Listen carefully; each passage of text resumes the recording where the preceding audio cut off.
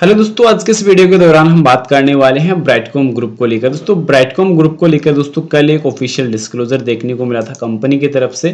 तो इस पर क्या बड़ी अपडेट रहने वाली है दोस्तों, वो कवर करने वाले हैं। साथ ही साथ जिस प्रकार तेलंगाना हाई कोर्ट की दोस्तों 28 तारीख दोस्तों लिस्टिंग डेट को लेकर आई थी, तो इस पर क्या खबर रहने वाली है, आखिर कंपनी लिस्टिंग वापस होने वाली है भी या नहीं, और होगी तो कब तक हो सकती है, रिलिस्टिंग प्राइस क्या रह सकती है। काफी अभी के टाइम सवाल हैं जिनको आगे एक्सप्लोर करने वाले हैं। पर बाय सेल के लिए कोई सजेशन नहीं रहने वाली, ओनली एजुकेशन पर्पज के लिए जानकारी रहेगी। यहाँ पे अगर बात की जाए तो ब्राइटकॉम ने दोस्तों कल ऑफिशियल एक डिस्क्लोजर जारी किया था, पर कंपनी ने 13 घंटे पहले जारी किया था, लेट नाइट को जारी किया था, यूं कह सकते हैं आज मॉर्निंग में जल्दी किया था। पर कंपनी ने दोस्तों इस पर कोई डेट मेंशन नहीं की। ये चीज थोड़ी सी यहाँ पे देखने को मिला कि कंपनी ने कोई भी डेट मेंशन नहीं की। दोस्तों इस चीज को हम दोस्तों जो एक्सप्लोर करने वाले हैं, यानी कि इसको चेंज करने वाले हैं हिंदी के अंदर। अब दोस्तों आप में थोड़ा समझने में आसानी यहाँ पे हो जाएगी सभी को। यहाँ पे देख सकते हैं कि विशेष विषय माननीय तेलंगाना उच्च न्यायालय द्वारा डब्ल्यू की संख्या 7447/2025 में दी गई अंतिम राहत की सूचना। अब इसमें क्या राहत की सूचना है, सबसे पहले वो कवर किए।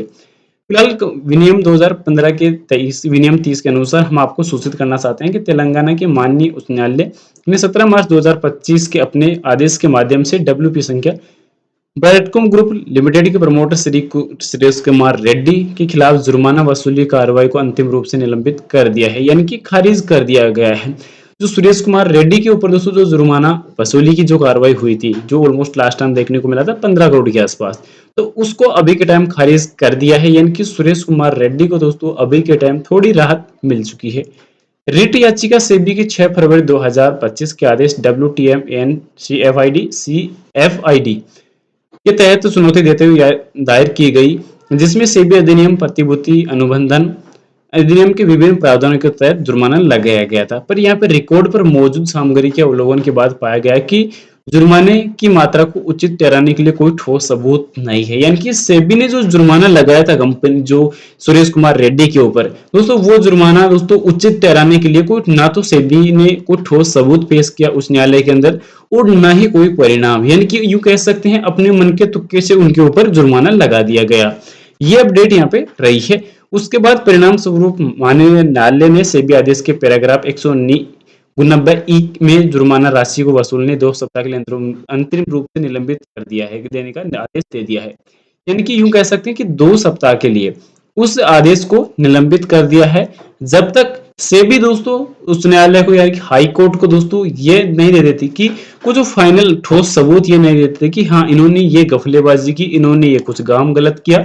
तो उस बेस पे यहाँ पे दोस्तों ये होने वाला है कि कंपनी की तरफ से दोस्तों जो निलंबन का जो आदेश था उसको तो अभी टाइम खारिज कर दिया गया कि 2 सप्ताह के पहले कंपनी को सेबी को दोस्तों उस न्यायालय को यह साबित करना होगा कि हाँ ये ठोस सबूत है और उन्होंने कोई गलती यहाँ पे काम किया था। तो गलत काम करने का कोई ठोस रीजन और सबूत यहाँ पे देना होगा। उसी के बाद जिन उनके ऊपर जो 15 करोड़ के आसपास की जो पेनल्टी लगाई गई थी, तो उनको तभी अप्लाई कर सकते हैं, वरना ये रिजेक्टेड रहने वाला है। ये एक प्लस पॉइंट यहाँ पे देखने को मिला। उसके बाद ये देखने को मिला कि इस मामले में आगे की कार्रवाई 1 अप्रैल 2025 के लिए निर्धारित है। हम नियामक आवश्यकताओं के अनुसार अपडेट करना जारी रखेंगे, यानी कि 1 अप्रैल 2025 दोस्तों एक बार फिर से बड़ा दिन रहने वाला है, तो ये चीज काफी इंपॉर्टेंट रहेगी। उसी के साथ साथ सेकंड जो पैराग्राफ यहाँ पे देखने को मिला था कि बीच में श्री सुरेश कुमार रेड्डी एम गंगी रेड्डी के पुत्र, आयु 57 वर्ष की, तो भी नॉर्मल डिटेल है ये तो। पर यहाँ पे जबकि ऊपर नामित याचिकाकर्ता ने अपने अधिवक्ता मेसर्स मनस्वर रेड्डी जेएम के माध्यम से भारत के संविधान में अनुच्छेद 226 के तहत ये याचिका प्रस्तुत की, जिसमें प्रार्थना की गई थी कि और इसके साथ हल्फनामे में बताया गया कि परिस्थितियों में उच्च न्यायालय एक आदेश निर्देश या रिट पारित करने की कृपा करे, जिसे विशेष रूप से रिपोर्ट या रिकॉर्ड मांगने की रिट की प्रकृति में जिसे याचिकाकर्ता के खिलाफ प्रतिवादी द्वारा पारित आदेश किया जाए। यानी कि यूं कह सकते हैं कि सेबी से जो फाइनल क्लेरिफिकेशन ये मांगा गया है कि जो सुरेश कुमार रेड्डी है उनकी एक जो है बिल्कुल क्लियर ये परिणाम दे कि हाँ कोर्ट में पेश करिए, हाई कोर्ट में पेश करिए, उस न्यायालय में पेश करिए कि ये रीजन है, और इस वजह से यहाँ पे उनके ऊपर 15 करोड़ रुपए की पेनल्टी लगाई गई। जो ठोस जो जुर्माना लगाने का जो ठोस सबूत है वो सेबी अभी तक दोस्तों कोर्ट में पेश नहीं कर पाई, और इस वजह से यहाँ पे जो दलीलें थी वो दलीलें बन के ही रह गई, क्योंकि यहाँ पे ठोस सबूत जब तक नहीं होगा, कोर्ट दोस्तों सबूत के बिना नहीं चलता है, सबूत मांगता है कानून, और कानून के पास जब तक सबूत अच्छे नहीं होंगे तब तक वो किसी भी परिणाम का जो है वहां पे कुछ भी डिसीजन लेने वाला है नहीं। तो ये चीजें काफी अच्छी देखने को मिली है। अब जल्द ही इस पर 1 अप्रैल को दोस्तों सेबी को रिप्लाई करना होगा। साथ ही साथ उसके अलावा जो अगला अपडेट आया है, न्यायालय में निम्नलिखित आदेश दिया गया। प्रवेश से पहले सूचना, सेबी की ओर से उपस्थित विद्वान वकील श्री सीवी नरसिम्हा ने प्रस्तुत किया कि उन्हें प्रतिवादी की ओर से उपस्थित होने का निर्देश दिया गया है और वे वकालत दाखिल करने के दायित्व लेते हैं।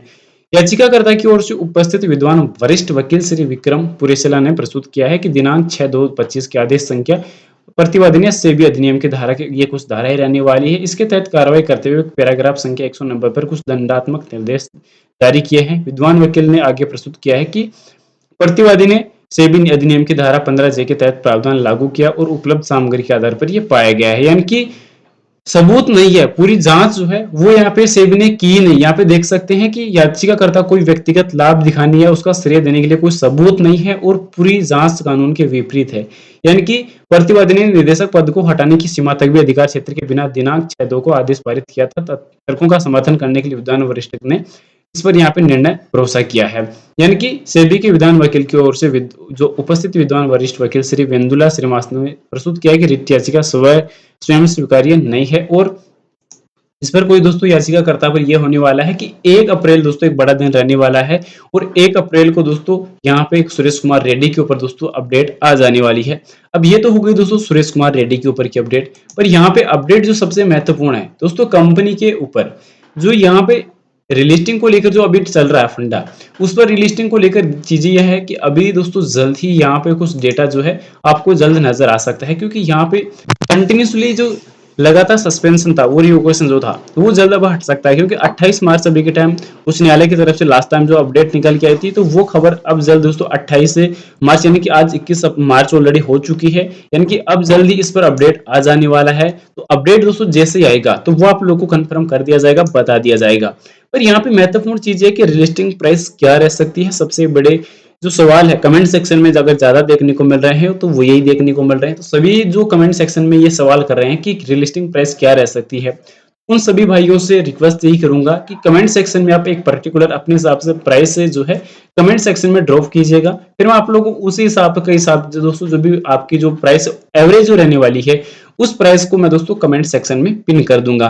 पर यहाँ पे दोस्तों जब तक मार्केट अच्छा खासा रिकवर हो चुका है, मैंने आप लोग को लास्ट एनालिसिस के दौरान ये बताया था कि मार्केट जब रिकवर हो जाए तब मार्केट में कंपनी अगर अच्छे से लिस्टिंग हो जाए तो फिर दोस्तों कहीं ना कहीं प्राइस रिलिस्टिंग वाली एक अच्छी बेटर प्राइस रह सकती है, क्योंकि मार्केट के जो सेंटीमेंट थे वो भी बिगड़ रहे थे। पर अब मार्केट के जो सेंटीमेंट पिछले 4 सेशन से काफी अच्छे रिकवर होते हुए ऑलमोस्ट देखने को मिले हैं, तो ये चीज काफी महत्वपूर्ण रही है। फिलहाल ICL के लिए कोई भी रिकमेंडेशन सजेशन नहीं रहेगी दोस्तों, जानकारी ओनली एजुकेशन पर्पज के लिए रहेगी। इन्वेस्टमेंट करने से पहले अपने फाइनेंशियल एडवाइजर की सलाह जरूर ले या खुद की रिसर्च जरूर से कर ले। वीडियो पसंद आए तो लाइक और चैनल को सब्सक्राइब जरूर से कर देना। मिलते हैं नेक्स्ट अमेजिंग वीडियो के साथ। Thanks for watching this my video. जय हिंद, जय भारत, वंदे मातरम।